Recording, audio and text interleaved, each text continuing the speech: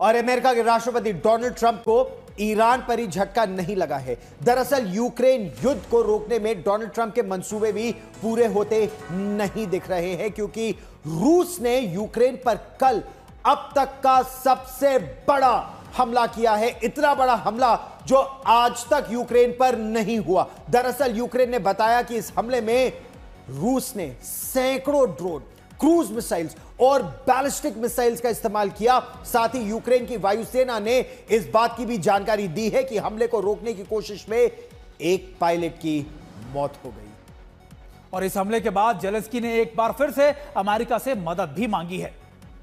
यह जमीनी स्थिति आप देखिए, हम आपको वो तस्वीरें दिखा रहे हैं कि किस तरह का नुकसान हुआ है यूक्रेन में। दरअसल रूस ने अब तक के सबसे बड़े हमले में ये 477 कामिकाजी ड्रोन या फिदाइन ड्रोन भेजे एक ही बार में, 477 ड्रोन्स। बिल्कुल, और 46 क्रूज मिसाइलें भी दागी गई, 11 बैलिस्टिक मिसाइलें दागी गई और 3 S-300 मिसाइलें भी दागी गई है। यह सारा आकलन हम आपको इसलिए बता रहे हैं कि एक तरफ ईरान और इजराइल का युद्ध शांत हुआ, दूसरी तरफ एक और फ्रंट खुलता जा रहा है जो है रूस और यूक्रेन का फ्रंट, जिसको कहा जा रहा था कि इस पर भी डोनाल्ड ट्रंप की बातचीत का दौर जारी है और यह जल्द ही रुक सकता है। लेकिन एक बार फिर पुतिन ने अपने मंसूबे साफ कर दिया। गौरव, 2022 में फरवरी में युद्ध शुरू हुआ था, लेकिन इस हमले के बाद यानी बीती रात जो हमला हुआ है, रूस के राष्ट्रपति व्लादिमीर पुतिन ने यह साफ कर दिया है कि वो यूक्रेन को अब